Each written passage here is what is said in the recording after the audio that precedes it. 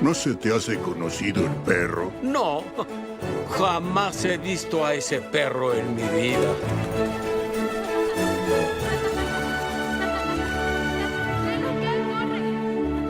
No hay hogar como tu hogar. Ahí pertenece.